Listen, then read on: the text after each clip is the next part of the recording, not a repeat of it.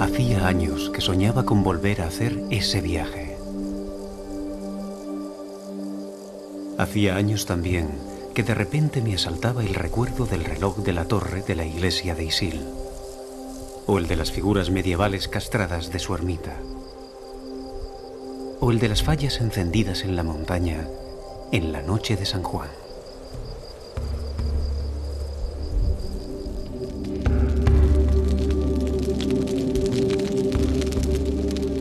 Como preso de una obsesión, veía la imagen de unos hombres encendiendo en la hoguera sus antorchas enormes, para luego echárselas al hombro y marchar, montaña abajo, formando una serpiente de luz en la profunda oscuridad de la noche mágica de San Juan. Visiones que habían producido una especie de muesca en mi memoria, que no se borraría jamás. Por eso, aquel viaje era una especie de cuenta pendiente con mis recuerdos, que como brasas de una lumbre que se extingue, esperaban con ansiedad la leña seca y nueva de un reencuentro con aquel pueblo perdido en el Pirineo de Lérida, llamado Isil. Un reencuentro que avivase el fuego.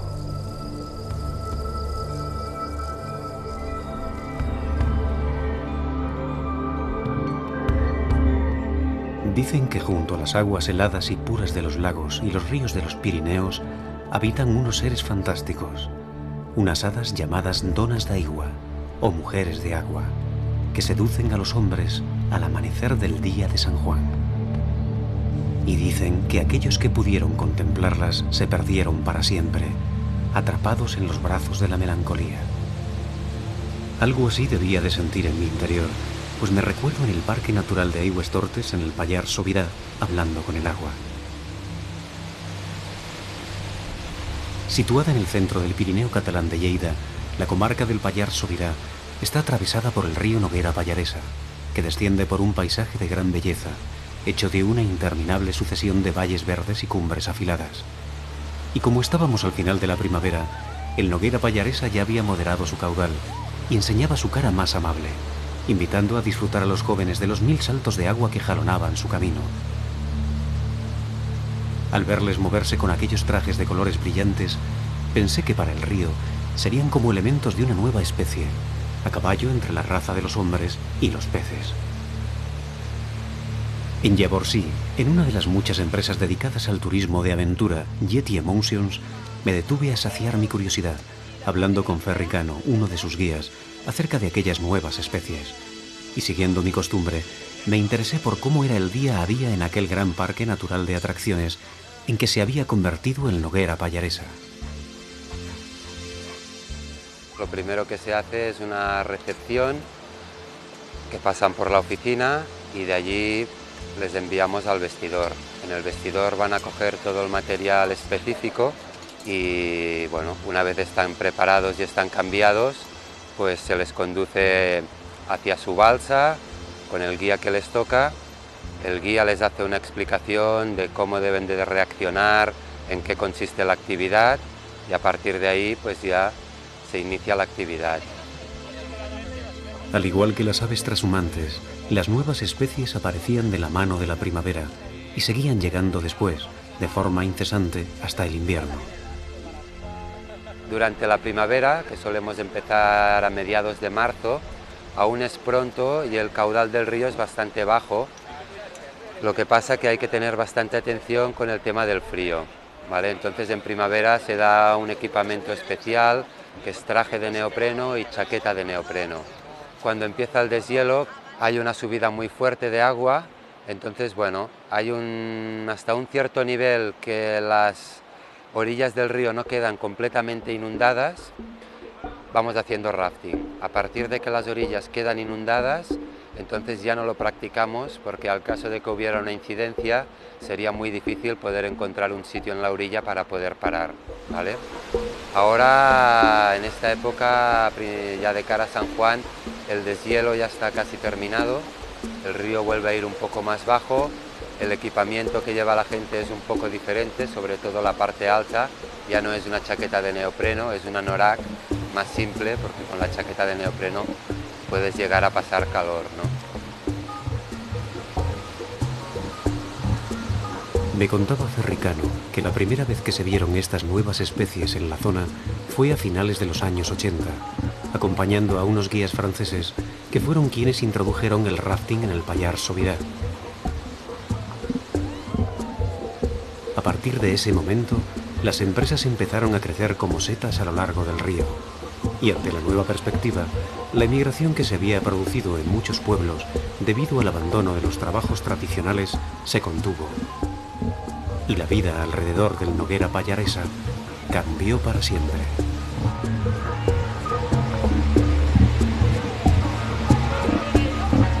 En un inicio éramos solo 4 empresas aquí en el valle. Ahora actualmente somos 10, hay empresas pequeñitas, familiares, que tienen 2 balsas y que trabajan pues, de una manera muy particular, muy pequeñita. Hay empresas más grandes que trabajan, pues, que tienen más balsas. En principio todas las empresas trabajan porque también digamos que la gente, sobre todo la gente de Cataluña, asocia mucho esta zona con una zona de divertimiento, ¿no? De servicios, ¿no? En un principio de toda la península, aquí en el Pallars Sobirà era el único sitio donde se podía hacer rafting. Hoy día la cosa está más repartida, ¿no?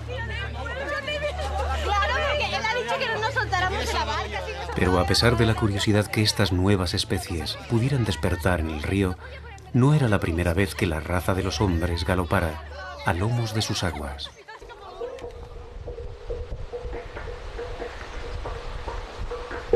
El primer pueblo de la comarca del Pallars Sobirà que atraviesa el Noguera Pallaresa es Alòs de Isil, un lugar en donde me sentía como si estuviese ante la puerta de acceso a un mundo secreto, lleno de signos, que hablaban de una historia que se pierde más allá de la Edad Media.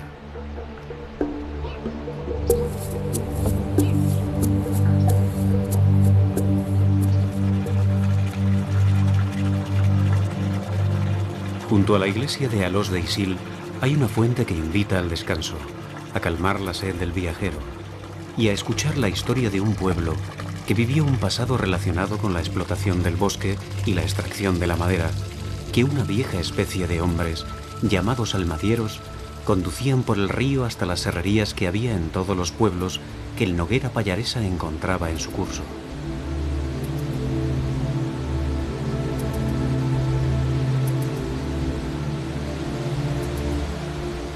En Alòs de Isil aún pude ver una de aquellas viejas serrerías ya en desuso.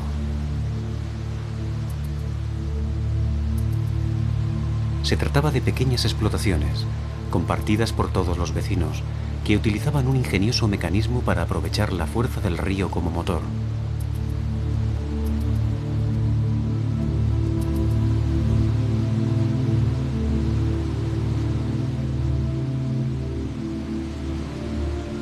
Pero el progreso que abrió las carreteras cerró también las viejas serrerías que hoy prácticamente ya han desaparecido.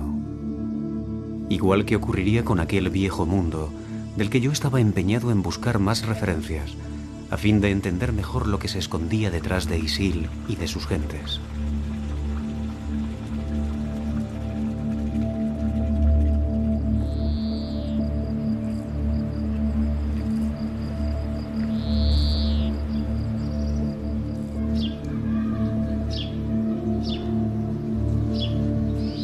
En las calles de Esterri d'Àneu, a pesar de los cambios producidos por el creciente turismo, aún se aprecia el sabor de otros tiempos.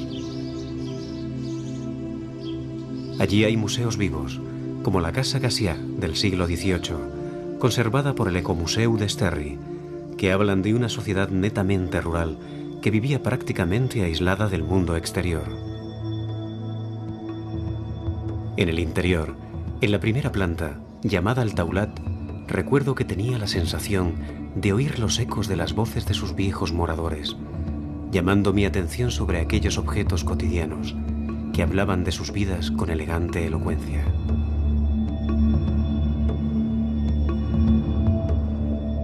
Debido a la larga permanencia de la nieve en los Pirineos, hay un dicho en los valles d'Àneu, la parte alta del Pallars Sobirà, que dice que allí se viven 9 meses de invierno y 3 de infierno.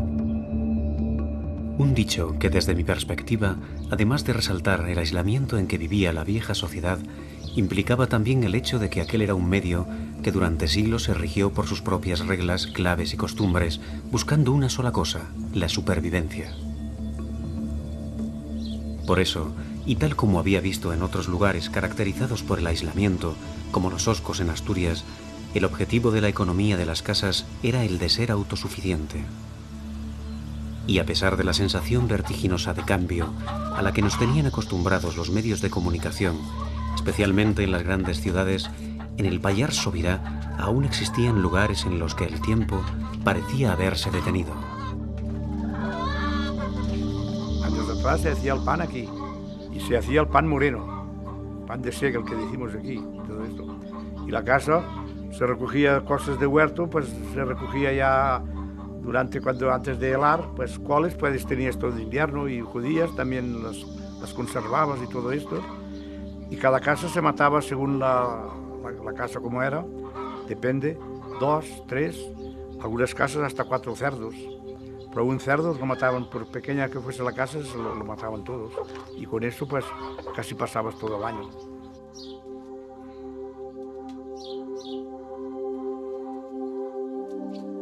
En Son de Pi, Jaume Cortina tuvo la amabilidad de recibirme en su casa, a donde me había acercado para hablar con él de las cosas de antes. Lo encontré trabajando en sus cestos, una actividad que desde antiguo se realizaba en todas las casas, especialmente durante los largos meses de invierno.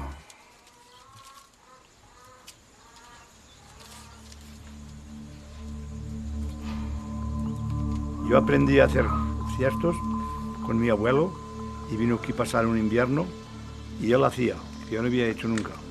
Entonces yo me fijé con él, los hacía y no había hecho más, nada más ya, hasta que ahora que me he jubilado, mira, al invierno para pasar un poco el tiempo y todo esto, como que me operaron, no podía trabajar al pajar con el ganado y todo esto, me dediqué a hacer cestos. Hace un par de años que he vendido algunos, pero no, nomás lo hago para pasar el tiempo y para todo esto, mira. Le pregunté por aquellas normas que regían la vieja sociedad, gracias a las cuales consiguieron mantener las haciendas. Costumbres respetadas como leyes, en una sociedad encerrada en sí misma, que tenía como objetivo la conservación de la casa de la familia. De mi generación esto ya no ha pasado, pero antes de mí yo lo oía, porque aquí en Esterri, aquí en este alrededor, había 20 pueblos. Y el domingo era mercado en Esterri. Y toda la gente pues iba allí, y allí pues se reunían, aquí en Son había lo menos 500 personas. Y en otros pueblos 200, 300, y ahí se recogían todos. Y allí se conocían toda la gente. Y muchos dicen, mira, bueno, tú tienes un hijo, yo tengo una hija, a ver si los vamos a casar y te haremos una yo. Porque claro, la gente entonces no se marchaba para abajo, no había carreteras, no había nada. Y muchos tratos de matrimonio se hacían así, ¿eh? En la vieja sociedad existía una figura fundamental que garantizaba la supervivencia de la casa, el heredero. A diferencia de lo que ocurría en otras tierras, como las castellanas, la figura del heredero no recaía necesariamente en el primogénito de la casa, ni siquiera en el hombre, sino que eran los padres quienes decidían cuál de los hijos o hijas era el más indicado para mantenerla. Cuando se casaban, al hacer capítulos la pareja, muchos ya ponían, el hijo primero varón será heredero, y algunos no ponían nada. Y el primer hijo heredero, que sea, bueno, varón o que sea, quedaba como heredero de la casa, como el heredero de la casa. Y los otros hermanos, el heredero, tenía que pagar una cuota de dinero, lo que decían los padres a los otros, y los otros se marchaban de la casa. Esto es la costumbre de antes, mira. Y ahora nosotros tenemos 4 hijos. Si se hubiese quedado uno aquí a trabajar como lo que hacíamos nosotros, también sería el heredero. Pero como que no se ha quedado ninguno, hemos repartido lo que tenemos para los 4. Ellos ya se arreglarán, cuando nosotros seamos muertos ya se arreglarán. Las últimas palabras de Jaume Cortina guardaban en sí mismas el secreto del cambio, porque ahora los padres ya no condicionaban el futuro de sus hijos a la permanencia de la casa, con la vieja figura del heredero. También es cierto que muchas aldeas se habían despoblado, especialmente las más aisladas, como ocurría con Yaborre, Unarre, Gavás y Sabarre. Lugares que quería visitar antes de llegar a Isil, a vivir la noche de San Juan. Dándole vueltas a la idea del cambio, volví de nuevo a Esterri d'Àneu, en donde me esperaba Andrés Mateu, un payés de los de antes, que se dice. Lo encontré en compañía de su vieja yegua, un paciente y silencioso animal que soportaba la rutina cotidiana con esa indiferente docilidad que dan los años de experiencia, como las personas. Me decía Andrés Mateu que antes se utilizaban más los machos y las mulas por su fortaleza para el trabajo y su aguante a los rigores del invierno. Tan buenas eran que si, por ejemplo, a los criados se les pagaba 4 o 5 mil pesetas al mes, había mulas que se vendían por 15, 20 y hasta 35.000 pesetas, despertando la admiración de los vecinos y el orgullo del payés. Eran otros tiempos. No se trabaja a gusto ahora. Se trabajaba más a gusto 20 años, 25 para atrás que ahora. Había más armonía, más gente que trabajaba el uno del otro. Mira, ese ha terminado la hierba. A ver, el otro, ese ha terminado de trillar, que se trillaba los pajares.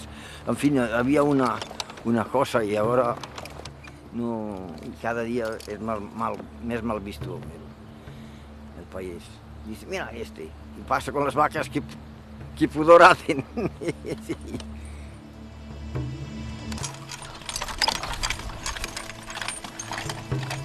A Andrés Mateu le ayudaba su esposa, María, representante de aquellas duras mujeres de las jornadas eternas. Mujeres que saltaban sin descanso del trajín de la casa y de los hijos al del campo, a hacer la comida para los segadores, a cuidar de los animales. Mujeres de apaño, como decía Andrés Mateu. Y muchas venían de trabajar por la tarde, dar de comida a los cerdos, y después a la noche los criados iban a dormir y ella a limpiar los platos. Sí, eran de plan ya, las mujeres. Los hombres también, pero los hombres encara.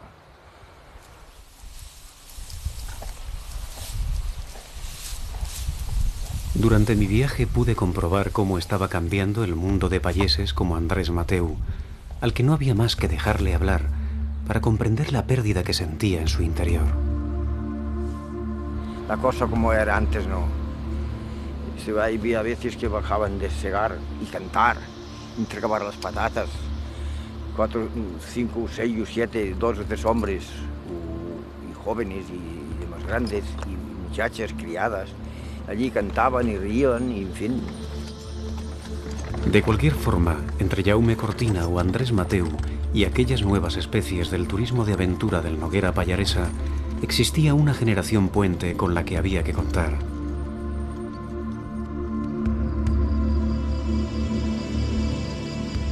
Jóvenes que llegaron al Pirineo hacía 10, 15 o 20 años, buscando un espacio natural en donde iniciar una nueva vida, a salvo de la deshumanización de las grandes ciudades.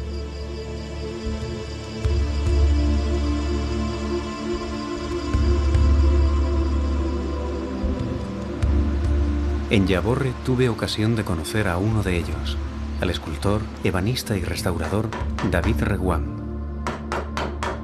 En su casa lo encontré trabajando acompañado de su hija, Aina, en una estancia que tenía ese sabor característico que comparten los talleres artesanos y los desvanes. Ese caos hecho de tallas y de objetos incatalogables, que invita a descubrir pequeños tesoros ocultos entre los trastos.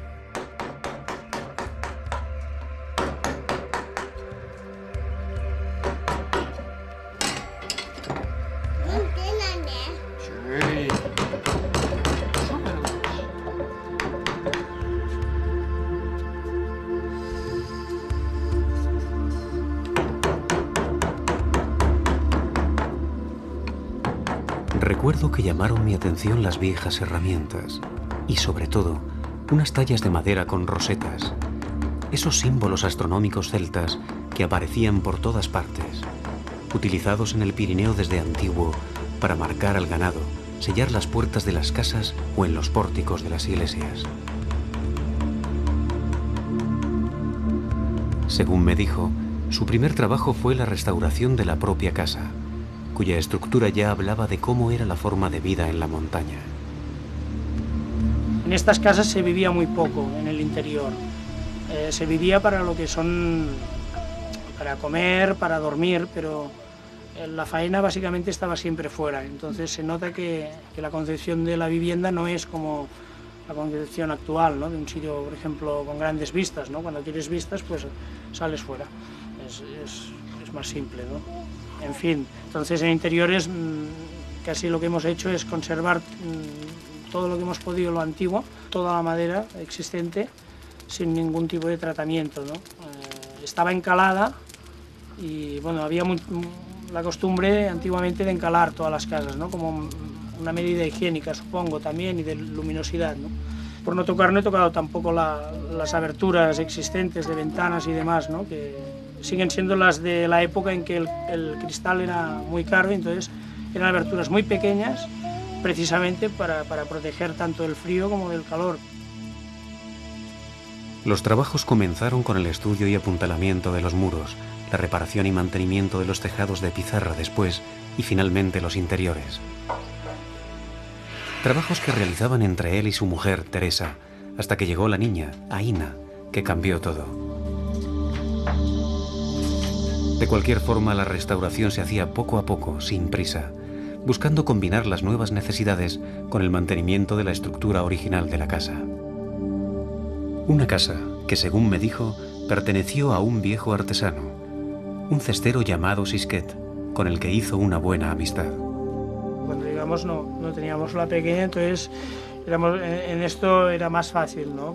Pero vaya, lo que hemos visto es que ya lo habíamos oído y estamos llegando a la conclusión de que es verdad que los chavales se crían muy bien, ¿no? En la montaña, o sea, no sé, por ejemplo, aprendió a caminar sobre superficies totalmente, ¿sabes? No eran lisas y bueno, que te cuento que el primer trompazo fuerte fue cuando pisó algo liso, ¿no? Porque estaba acostumbrado, pero muy bien, ¿no? Y en cuanto a la tranquilidad, pues bueno, lo que más lo noto es en el tiempo, quizá, y en los ritmos, ¿no? Que no paras de hacer cosas, pero no te das cuenta, ¿no? Es decir, te das cuenta cuando se acaba el día, ¿no?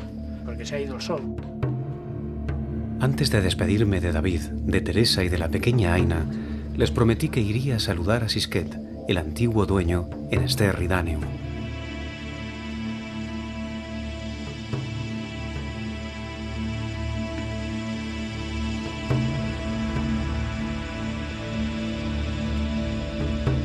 Lo que más me asombró de aquel enorme pajar es que no se adivinaba su tamaño desde las estrechas callecitas del exterior. Con Sisquet tuve una enorme sensación de paz que invitaba indistintamente a la charla o al silencio sin cumplidos. Me dijo que vivió en Yaborre hasta finales de los 70, en que se hizo forestal, cambiando el trabajo con las vacas por los corzos y los rebecos. Siempre le gustó la caza. A los 60 años se jubiló y empezó con aquello de los cestos. Y hasta hoy. Seguía soltero y le iba bien, a pesar de que ahora, con 80 años cumplidos, las tiras de avellano se habían vuelto un poco rebeldes. Este es el típico del país. Por ejemplo, para ir a coger patatas, antes que se sembraban muchas patatas, para coger tomates, cebolla, en fin, lo que sea. Cosas de estas nada más. Cuando mataban al cerdo ponían la tripa aquí. Y después, cuando hacían los chorizos, ponían los chorizos aquí y de aquí los llevaban al rebasto a colgarlos y todo eso. Pues, cuando una señora tenía que tener un hijo, pues lo tenían para poner las cositas, la colonia, en fin, todas las cositas del crío. Por eso lo tenían, me lo hicieron hacer. Además de los cestos, Sisquet me enseñó sus conejos, tan ajenos como yo a los cambios que se habían producido en Esterri d'Àneu. A fin de cuentas, hacía más de 10 años desde la última vez que pasé por allí camino de Isil, y mi memoria se había vuelto tan rebelde como las tiras de avellano. Uy, ha hecho un cambio horrible. Antes había mucha gente del pueblo y ahora han hecho muchos pisos y hacen todavía muchos pisos y la gente forastera hay más que del pueblo, mucha más de fuera que del pueblo. Tras visitar a Sisquet, seguí adelante en mi empeño por conocer a más elementos de aquella generación puente, aquellos nuevos pobladores, como David Reguant y su familia, de Llavorre. Y en Esterri d'Àneu, viendo a un grupo de pintores junto al precioso puente románico del siglo XIII, pensé en lo mucho que tenía que ver la pintura con todos ellos. Porque la mayoría de esos nuevos pobladores, ya no tan nuevos, también es cierto, tenían alguna relación con el arte, puesto que en su mayoría se trataba de escultores, pintores y artesanos que, poco a poco, fueron ocupando parte del espacio vacío, dejado por la emigración local, para integrarse en la vida de los pueblos como elementos de la que dio en llamarse sociedad neorrural.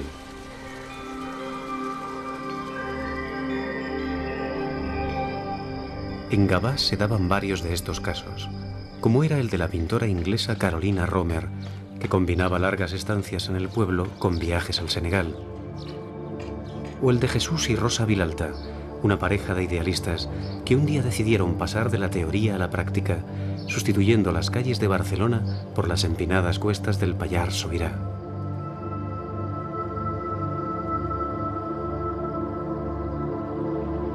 Cuando llegué a su casa no pude evitar pensar en unos pareados, reconozco que un tanto infantiles, que estuvieron rondando en mi cabeza durante todo el encuentro. Porque allí estaba Rosa, vestida de rosa, pintando una rosa de color rosa. Con tanta rosa, me preguntaba si la dura vida de la montaña sería también de color rosa para los hijos del asfalto. Es otro tipo de humanidad. Tienes las cosas esenciales más cerca del corazón, yo diría, ¿no? Para mí, el hecho de haberme criado en un pueblo, pues el asfalto de verdad era algo, como te diría yo, algo no natural. Y entonces pues conocí a Jesús. Él tenía la idea clarísima de irse a las montañas y encontramos esto, pues fue a través de una exposición que yo hice, que detrás iba un chico que vive aquí, que es escultor, y entonces pues yo enseguida dije, qué bien para pintar, y Jesús dijo, qué bien para el rebaño con tanto terreno. Jesús era perito agrónomo, un universitario decidido a cambiar la teoría de los textos por un rebaño de cabras y vivir de ellas. El paso realmente fue definitivo para mi vida, ¿no? Pero difícil, al mismo tiempo difícil.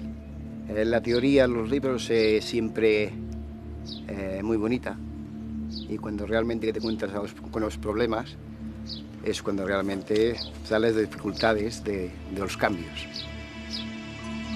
Lo primero fue acabar con el tópico de la apacible vida en la montaña, trabajando de sol a sol. Lo segundo, el rebaño. Mi planteamiento fue encontrar una raza que se adecuara al territorio donde yo estoy. Entonces averigüé que la cabra que realmente se adapta al territorio es la cabra alpina. Es una cabra francesa que está normalmente, pues, el 60% de la leche que se fa en Francia de cabra se hace de este tipo de cabra, y toda la banda de lo que es el Pirineo, el sur del Pirineo francés y el norte, bueno, y el Pirineo catalán, pues tienen este tipo de cabra.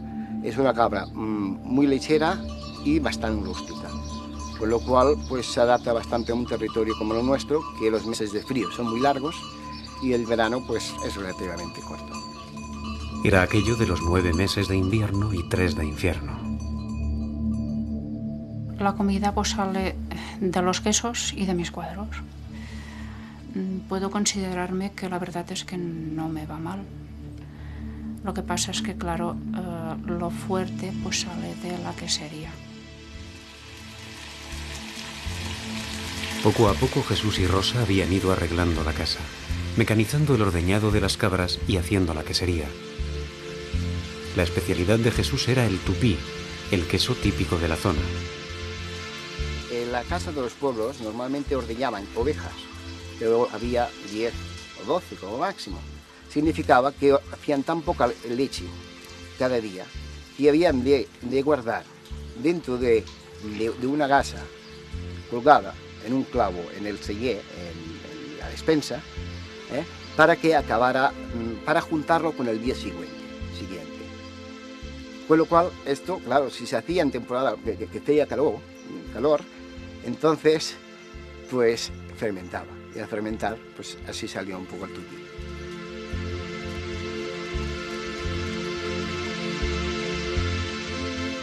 En el pasado, el trabajo con cabras y ovejas era una de las ocupaciones básicas del Pirineo catalán.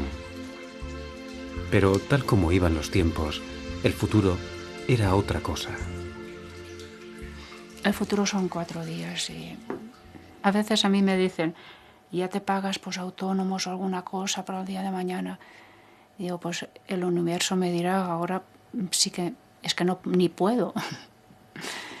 Y dices, pues bueno, eso, el universo dirá. Recuerdo que antes de despedirnos, Rosa me dijo que lo único que echaba de menos era una cosa, tener un cine en Esterri, y la entendí.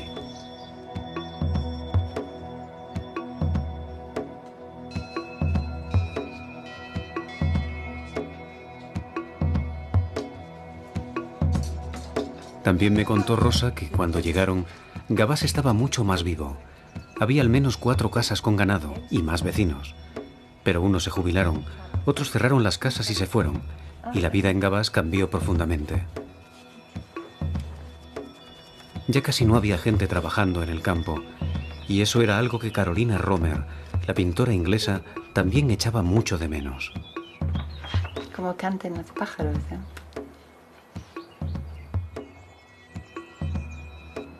Hablamos de ello en su estudio, en donde Carolina preparaba una exposición sobre el Pallars Sobirá y el Senegal.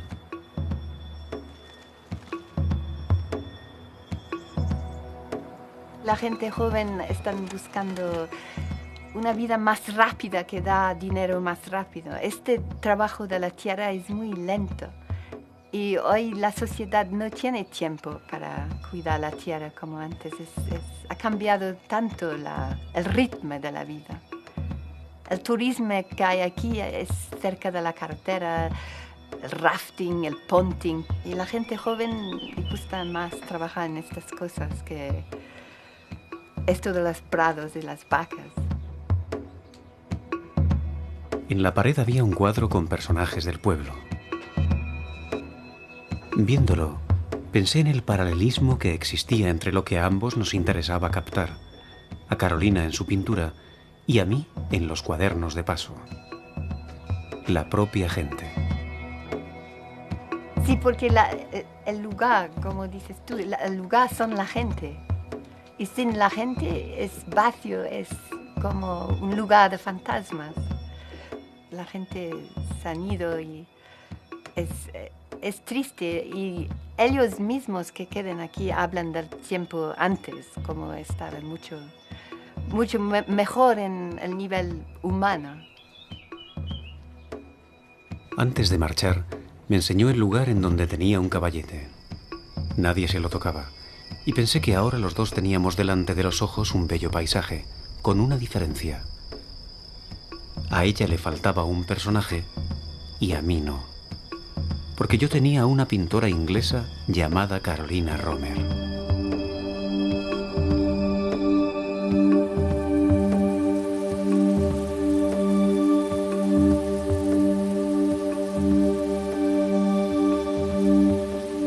Tengo que reconocer que en aquella especie de viaje hacia la noche de San Juan había muchos momentos en que mi mirada se perdía por los prados, los árboles y los arroyos, tratando de entender el origen de leyendas como la de las donas d'aigua, las hadas, de las que con nombres diversos se tenía constancia en toda la península desde hacía tiempos inmemoriales.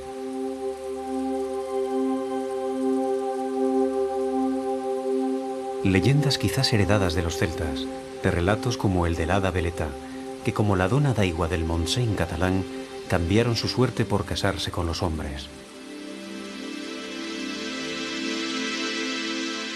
Y en Esterri, aunque no encontraba a las donas d'Aigua, sí que di con una especie de duende, guasón y divertido, llamado Martín, que buscaba la sonrisa en las raíces de los bosques.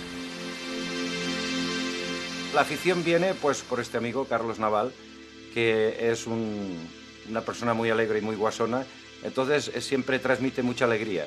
Y un día, junto al fuego, empezamos con un tronco a manipularlo y a ver qué podíamos hacer una cara, y lo primero que se nos ocurrió a todos dos es hacer una cara de risa, que se estuviera riendo.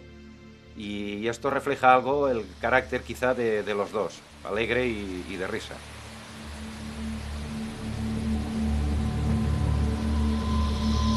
Es cuestión de pasearse por el bosque y entonces pues cuando ves una raíz que es bonita, que se ve una cosa natural, ya lo son de naturales, pero alguna que te deja ver pues que ahí puede salir una cara o algo, que donde la puedes, ya te da una idea, dijéramos.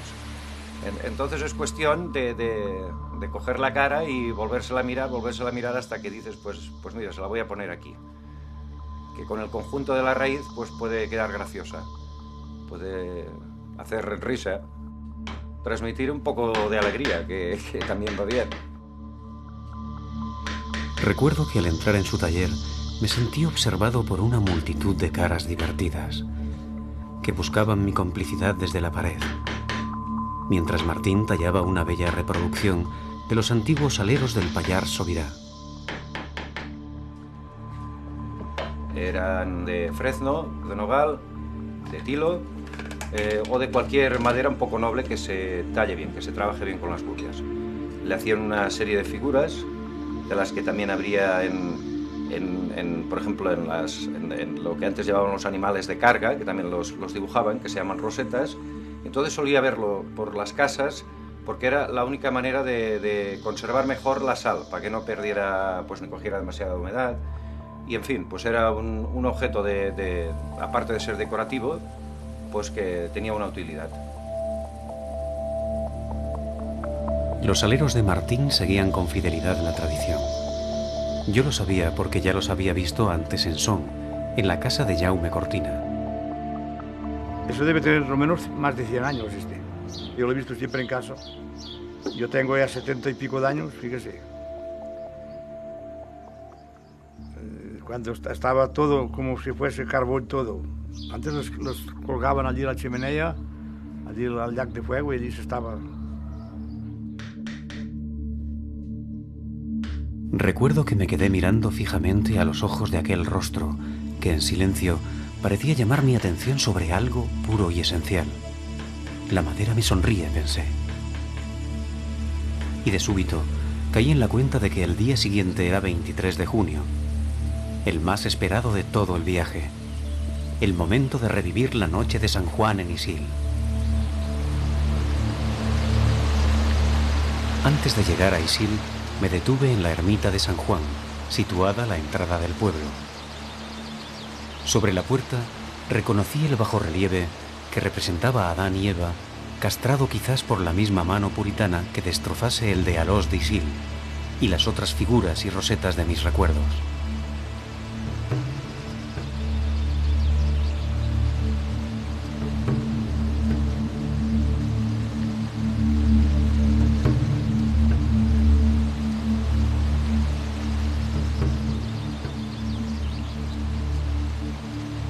Finalmente, tras seguir el protocolo ineludible de presentar mis respetos a los antepasados del pueblo, me dispuse a entrar en Isil, al que se llegaba después de subir por una carretera serpenteante que ascendía de la mano del río Noguera Pallaresa.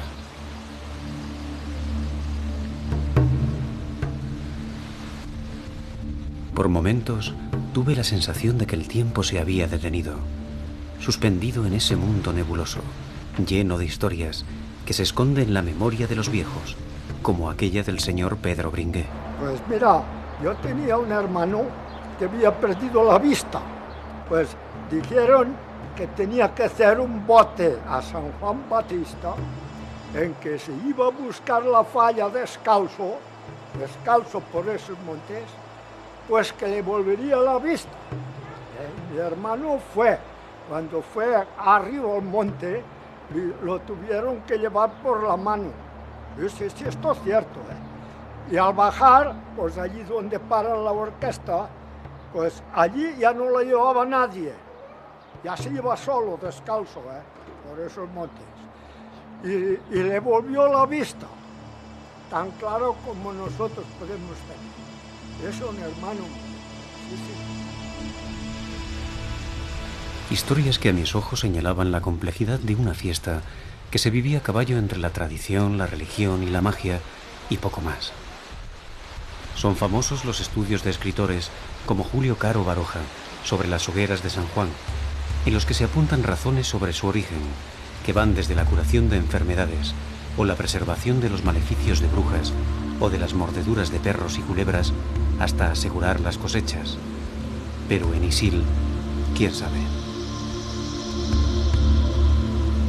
Porque hasta donde yo sabía, no existían en Isil ni recuerdos ni documentos que dieran una luz sobre su origen, solo los hechos. Cada año, un mes antes de la llegada del solsticio de verano, los hombres de Isil subían a la montaña a preparar las grandes fallas o antorchas de madera de pino. Las podaban, cortaban en cruz uno de los extremos que abrían con estacas y las ponían a secar, apiladas en un saliente de la montaña llamado Faro, desde donde luego se bajarían encendidas la noche de San Juan. Finalmente, le pregunté a Jaume Comas, de la Asociación de Fallaires. Yo creo que la respuesta quizás la tendrían que dar los otros, porque a la gente del pueblo, si les preguntas por qué lo hacen, te dirán que porque lo han hecho siempre. Esta quizás sería la respuesta más adecuada que te daría una persona del pueblo, porque lo han hecho sus padres, sus abuelos, sus tatarabuelos y supongo que todos sus antepasados. Entonces no hay una respuesta, digamos, lógica a eso. Ahora sí que habrá pues gente, estudiosos o antropólogos que habrán estudiado el tema y pueden decirte pues que son ritos muy anteriores al cristianismo, ritos celtas, de fertilidad, de culto al fuego, en fin, todo eso sí. Pero la respuesta, creo que la respuesta que te daría cualquier persona de Isil es porque lo hemos hecho siempre. Porque lo hemos hecho siempre. A la tarde, la plaza de Isil empezó a llenarse de gente. Unos, con sus mochilas y sus varas, se preparaban para subir al faro, en donde esperaban ya secas las fallas. Otros, especialmente los niños, miraban con envidia a los mayores, soñando con el día en que ellos mismos pudiesen acompañarles. Y yo me sentía como aquel protagonista de una leyenda de Gustavo Adolfo Bécquer, el caballero Manrique, con la sensación de estar persiguiendo un rayo de luna.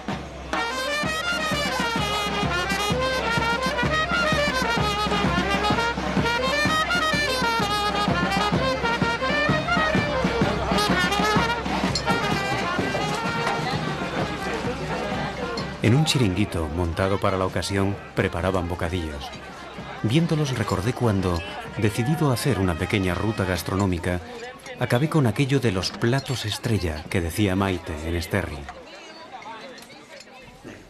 Pues estos son los platos estrella de l'Hostal Vall d'Àneu. Aquí tenemos la carne a la llosa, que es una carne de cordero hecha encima de la pizarra. Luego aquí hay el civet de jabalí, que es estofado de jabalí con salsa de chocolate.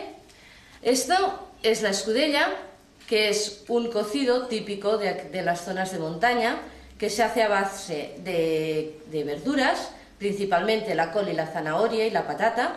Y luego también hay los fideos, garbanzos, judías y luego las longanizas, y tanto la blanca como la negra. Aquí está el confitat, que es la costilla de cerdo salpimentada y hervida en aceites, como se conservaba antiguamente el cerdo desde el mes de enero o febrero hasta casi el verano. Esta es la gireña, que es este embutido de aquí. Es un embutido hecho a base de cordero y arroz. Luego lo cogemos, lo enharinamos, lo rebozamos y viene con esta presentación. Y esto es el paté, que es aquí se le llamaba pa de fetge, que era pan de hígado, traducido al castellano. Es a base de carne de cerdo y hígado de cerdo. Y es uno de los platos más antiguos que hay en esta zona. Hablando de platos antiguos, no hay que olvidarse de cierta influencia francesa, lo que no es de extrañar, no solo por aquello de que la zona fuese ocupada por tropas carolingias a finales del siglo VIII, sino simplemente por la vecindad con el departamento francés de l'Ariège.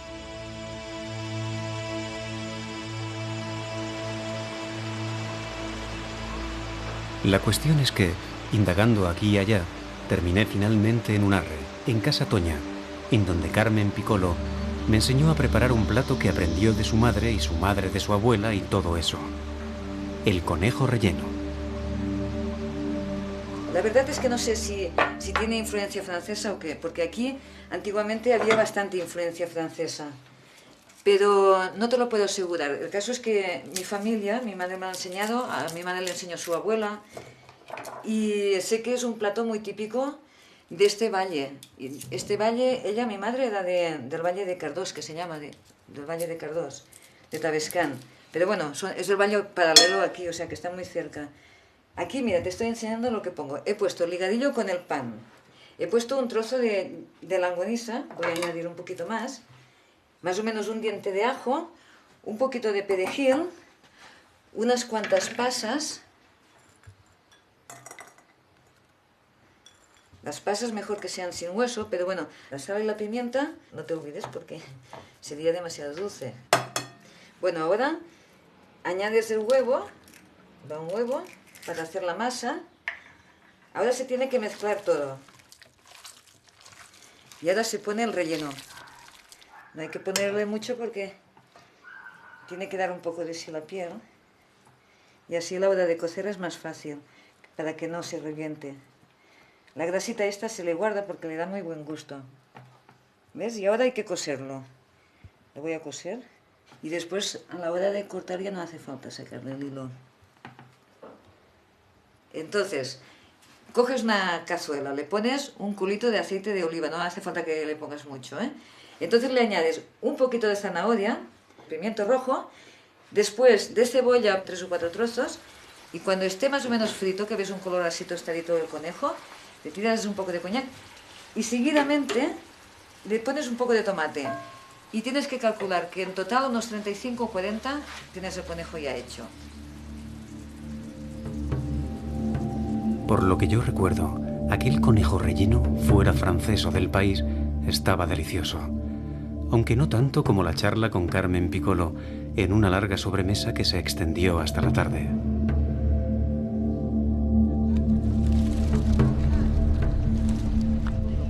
Ya en el faro, los fallaires buscaban leña para hacer el fuego de la noche y se entretenían ensayando los viejos bailes de la fiesta.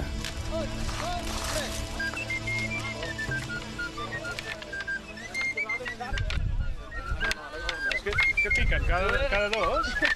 No sé, tira.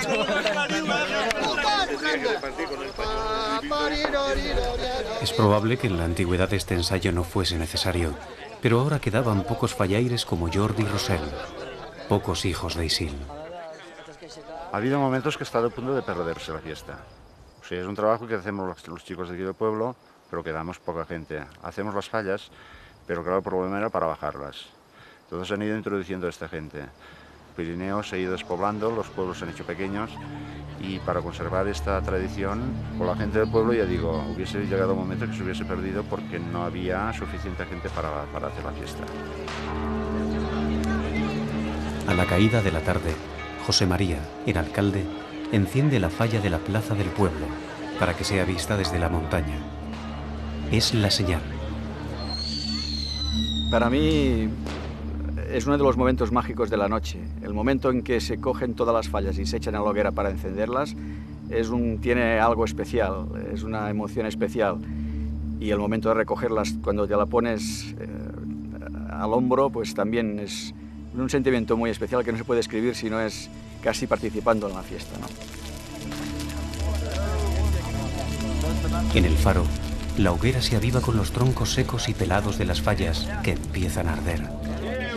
Es un momento de gran agitación, que se acrecienta cuando los fallaires, con las pesadas antorchas al hombro, ardiendo a sus espaldas, inician la marcha, montaña abajo, guiados a través de la noche por el Fadrí Mayor.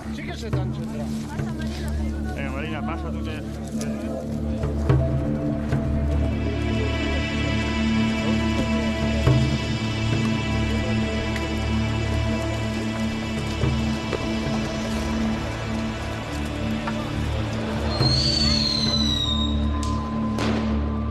Mientras, en la plaza, la excitación va en aumento, especialmente cuando empiezan a distinguirse las primeras antorchas, que en la profunda oscuridad de la montaña forman una especie de serpiente de fuego, que lentamente se aproxima arrastrándose hacia el pueblo, entre gritos, patinazos, saltos y voces que se confunden con el crepitar de las llamas.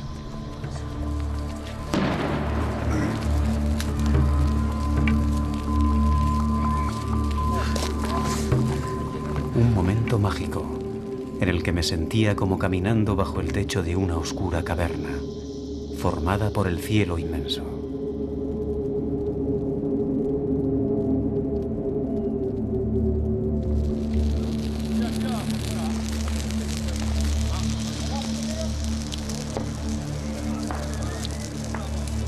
Lentamente, el sonido de la música, de las palmas y de los gritos de los vecinos que esperan junto a la orquesta va creciendo. Se trata del último tramo de la agotadora bajada, en el que los fallaires se unirán al grupo de niños que ha hecho también su pequeña hoguera en la ladera de la montaña. Juntos recibirán el regalo de dulce de coca y de vino de la mano de las muchachas del pueblo. Un acto que no hace muchos años estaba conducido por una joven pareja casadera del pueblo, el Fadrí Mayor, que encabezaba la marcha de los hombres, y la Fadrina Mayor, que los recibía. Algo ya perdido en la actualidad, pero que apuntaba hacia el origen ancestral de este rito, que unía al culto al fuego la fertilidad. Ya en el pueblo, los habitantes forman un corredor por el que pasan los fallaires que, excitados tras el esfuerzo de la bajada, son recibidos como héroes.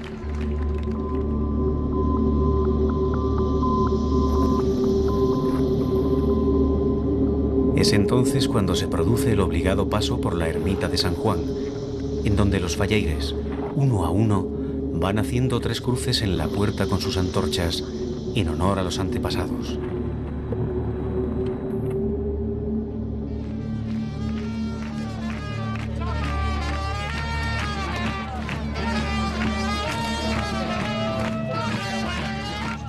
Finalmente, las antorchas se apilan alrededor de la gran falla de la plaza que, esa noche, será el centro del universo para todos los asistentes.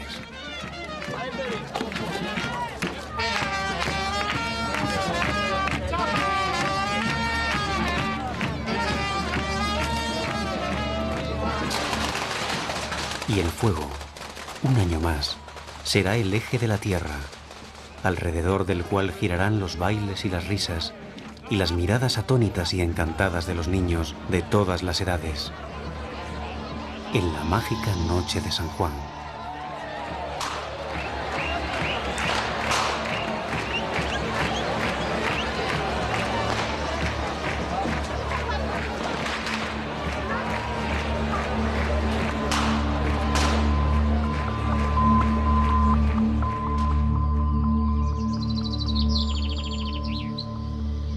Y allí seguía yo, hablando con el agua.